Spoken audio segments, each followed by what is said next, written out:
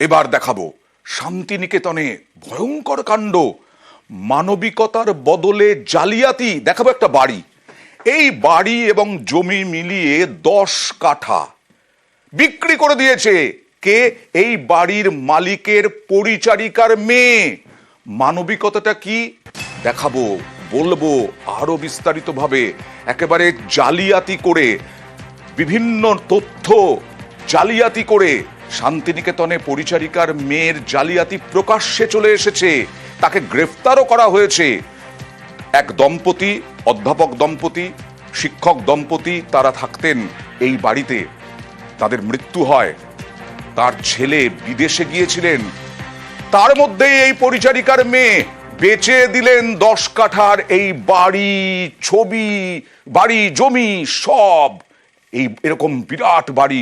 কথা বলবো প্রতিনিধি ইন্দ্রজিতের সঙ্গে। ইন্দ্রজিৎ, কি করলো? আরো কারা জড়িত এর সঙ্গে? না হলে তো একাই মহিলা করতে পারেন না।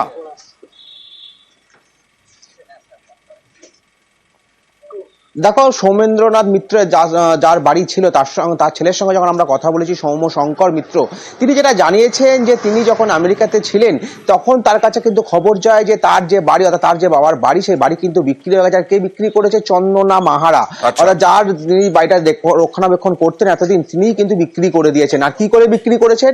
না, চন্দনা মাহারা থেকে চন্দনা মিত্র হয়েছেন সৌমেন্দ্রনাথ মিত্রের মেয়ে, একমাত্র মেয়ে দেখানো হয়েছে, ওয়ারেন্ট সার্টিফিকেট বানানো হয়েছে, জাল আধার কার্ড পর্যন্ত বানানো যায়, সেই সমস্ত দেখিয়ে কিন্তু বিক্রি করা হয়েছে। আর এখানেই কিন্তু প্রশ্ন উঠছে যে এই সমস্ত জাল আধার কার্ড, জাল ওয়ারেন্ট সার্টিফিকেট, এই সমস্ত সার্টিফিকেটগুলি কোথা থেকে তৈরি হলো, আর সেটা নিয়েই কিন্তু প্রশ্ন তুলছেন সৌমেন্দ্রনাথ মিত্রের ছেলে। আমি আসবো তোমার কাছে ইন্দ্রজিৎ। ছবিতে আমরা দেখতে পাচ্ছি, দেখুন, চন্দনা মাহারা আসলে নাম, কিন্তু তিনি চন্দনা মিত্র করে নিলেন। মানে এই মিত্র পরিবারের মেয়ে এরকম দাবি করলেন, এবং এই সমস্তটা করে তিনি এই বড় একটা সম্পত্তি বেচে দিলেন। যিনি অভিযোগ করেছেন, অর্থাৎ ওই মৃত দম্পতির ছেলে পরিবার সহ বিদেশে যান, তিনি আমাদের সঙ্গে কি কথা বলেছেন দেখুন। আমি তো আমেরিকা গেছি 2 জুন, জুলাইয়ের মাঝামাঝি সময় থেকে আমাকে আমাদের কেয়ারটেকার বলতে শুরু করে যে কতগুলো ছেলে এসে বলছে যে তারা বাড়িটা কিনে নিয়েছে এবং ওই চন্দনা মাহারা ওটা বিক্রি করে দিয়েছে। সেপ্টেম্বরে ফিরে আসার পর ও আমাকে যে কাগজপত্র পাঠায়, তাতে দেখা যায় যে চন্দনা মাহারা নিজেকে চন্দনা মিত্র বলে দাবি করে, এবং সৌগিন্দ মিত্র মানে আমার বাবার একমাত্র মেয়ে, এই দাবি করে বোলপুর মিউনিসিপ্যালিটি থেকে একটা ফলস ওয়ারিশন সার্টিফিকেট বার করেছে। মা যখন অসুস্থ ছিল সেই সময় ও বাড়ি থেকে আমাদের অরিজিনাল দলিলটা চুরি করেছিল। সব ডকুমেন্ট দিয়ে ও নূর আলম এবং সাবির আলী বক্স বলে দুজন তাদেরকে বিক্রি করে দিয়েছিল। এই বড় বাড়ি যে বিক্রি করেছে সেই চন্দনা মাহারা, তার মা। কেন বলছি আমরা মানবিকতার বদলে জালিয়াতি? একটু ব্যাকগ্রাউন্ডটা শুনি ইন্দ্রজিৎ।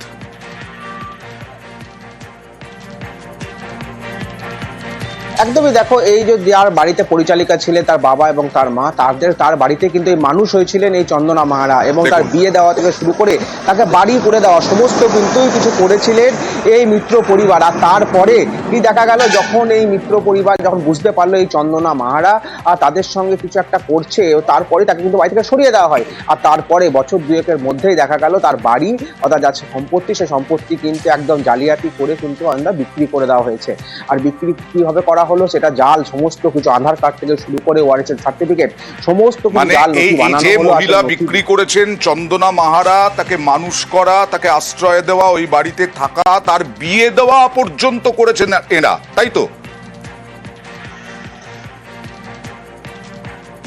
হ্যাঁ, একদমই তাই, এমনটাই কিন্তু জানিয়েছেন বর্তমানে যিনি ওই বাড়ির মালিক বলে বলছেন, অর্থাৎ সৌমেন্দ্রনাথ মিত্রের ছেলে সৌম্য শঙ্কর মিত্র। তিনি কিন্তু এমনটাই কিন্তু জানিয়েছেন তার বাড়ি থেকে থাকা থেকে শুরু করে খাওয়া দাওয়া, বিয়ে হওয়া সমস্ত কিছু দায়ভার নিয়েছিল এই মিত্র পরিবার। আর তার পরবর্তী সময় কি দেখা গেল, না এই চন্দনা মাহারাই কিন্তু তাদের যে সম্পত্তি সেই সম্পত্তি হাতিয়ে নিল এবং হাতিয়ে নিয়ে বিক্রি করে দেওয়ার মতন অভিযোগ উঠল। যদিও ইতিমধ্যে শান্তিনিকেতন থানার পুলিশ এই চন্দনা মাহারা বলে যে মেয়েটি, তাকে কিন্তু গ্রেপ্তার করেছে এবং বোলপুর কোর্টে পাঠানো হয়েছিল, এবং তাদেরকে 14 দিনের, তাকে যে 14 দিনের পুলিশি হেফাজত দেওয়া হয়েছে। ওকে, দেখা যাক চন্দনা মাহারা একা নাকি আরো অনেকে আছেন।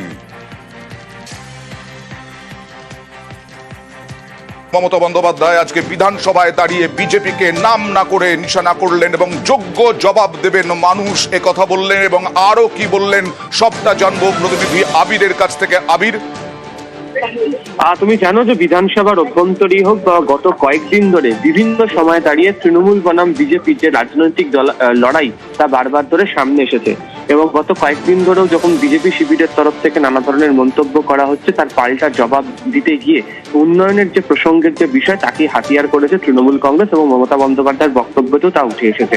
সেদিনকে বিধানসভার অভ্যন্তরেও বক্তব্য রাখতে গিয়ে মমতা বন্দ্যোপাধ্যায় বলেছেন কার্যত বিজেপির নাম না করে মানুষ কিন্তু যোগ্য জবাব দিতে তৈরি হচ্ছে এবং সেই প্রসঙ্গের রেশ টেনে তিনি বলেছেন যে লক্ষ্মীর ভান্ডার, স্বাস্থ্যসাথীর মতো বিভিন্ন যে প্রকল্পগুলি রয়েছে সেই প্রকল্পগুলোর সুবিধায় মানুষজন পাবেন এবং তারা সেই প্রকল্পগুলোর দিকে তারা চেয়েও থাকেন, তাদের সঙ্গে তাদের সম্পৃক্ত যোগ রয়েছে।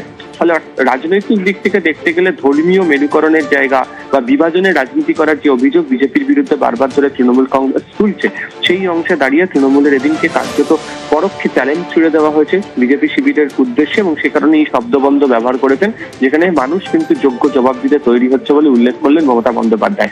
এদিন তিনি তার যে স্বল্প ভাষণ বিধানসভার অভ্যন্তরে স্বাস্থ্য বাজেট সংক্রান্ত আলোচনাতে তুলে ধরেছেন, সেখানে ওই ধর্মীয় বিভাজনের প্রশ্ন, কেন্দ্রীয় বঞ্চনার মতো প্রসঙ্গের কথা বারবার ধরে উঠে এসেছে এবং সেখানে রাজনৈতিকভাবে তোপদেব দিক দিয়ে তিনি এই লাইন ব্যবহার করেছেন, যেখানে তিনি আরো একবার ধরে তিনি উল্লেখ করেছেন যে মানুষ যোগ্য জবাব দেওয়ার জন্য তৈরি হয়ে গিয়েছে।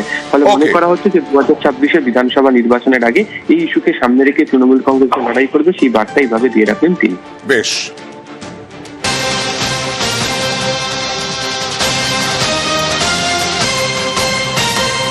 আর আজকে স্বাস্থ্য বাজেটের উপরে বক্তব্য রাখছিলেন মমতা বন্দ্যোপাধ্যায়, সেখানে তিনি দাবি করলেন স্বাস্থ্য পরিষেবায় সেরা হচ্ছে দেশের মধ্যে এ রাজ্য। আর কি বললেন স্বাস্থ্য পরিকাঠামো নিয়ে কথা বলবো প্রতিনিধি সোমরাজের সঙ্গে। সোমরাজ, দেখো, মুখ্যমন্ত্রী মমতা বন্দ্যোপাধ্যায় স্বাস্থ্য বাজেট আলোচনায় অংশ নিয়ে তিনি বলেন যে গোটা দেশে এই রাজ্যই সেরা স্বাস্থ্য পরিষেবার ক্ষেত্রে। পাশাপাশি তিনি এটাও বলেন যে মেডিকেল কাউন্সিল অফ ইন্ডিয়া, সেই মেডিকেল কাউন্সিল অফ ইন্ডিয়ার জন্য একাধিক ক্ষেত্রে উন্নত পরিষেবা দেওয়ার ক্ষেত্রে সমস্যা হচ্ছে, বিশেষ করে যেহেতু প্রোটোকল থাকে তাই প্রোটোকলকে মেনে চলতেই হয়, সংবিধানকে মানতে হয়। পাশাপাশি মুখ্যমন্ত্রী এটাও বলছেন। সোমরাজের সঙ্গে কথা বলছিলাম, আবার নিশ্চয়ই পরবর্তী সময় আমরা বিস্তারিতভাবে জানবো আরো কি বললেন মুখ্যমন্ত্রী মমতা বন্দ্যোপাধ্যায়। স্বাস্থ্য বাজেট নিয়ে আলোচনায় দাবি মুখ্যমন্ত্রীর, যেটা স্বাস্থ্যে দেশের সেরা রাজ্য এবং পরিকাঠামো উন্নয়নে 70,000 কোটি টাকা খরচ হয়েছে। এখানেও বঞ্চনার অভিযোগ তুলেছেন। পরিকাঠামো উন্নয়নে 70,000 কোটি টাকা খরচ করেছে রাজ্য। এই বিভিন্ন হাসপাতালের পরিকাঠামো নিয়ে স্বাস্থ্যে দেশের সেরা রাজ্য, এই দাবিও করলেন।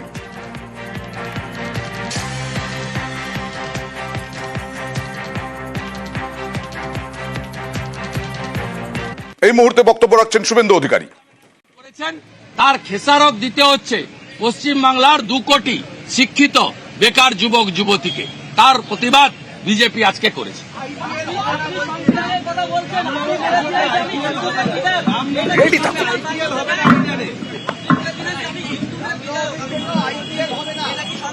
কোন চ্যানেল আপনি? ভারতবর্ষের 3টে নাম: ভারত, ইন্ডিয়া, হিন্দুস্তান। ভারত, ইন্ডিয়া, হিন্দুস্তান, আমরা সবাই হিন্দুস্তানি। আমরা সবাই আপনাদের জি24 ঘন্টাকে নমস্কার। আমি প্রথম দিন থেকে বলেছি ভবানীপুরে মমতা ব্যানার্জিকে হারাবো। আর বিজেপির প্রার্থী সিলেকশন কোনো ইন্ডিভিজুয়াল করে না। 18ই জানুয়ারি বলেছিলেন, আপনিও করেছেন, TV9ও করেছেন, আর বাকিগুলোর নাম নাই বললাম। আপনারা 80-20তে আছেন ওই জন্য বললাম, বাকি তো কয়েকটা তো আছে চাটছে পা সারাদিন, তাদের সম্পর্কে নাই বা বললাম। আপনাকে বলে রাখি, বিজেপির প্রার্থী ঠিক করে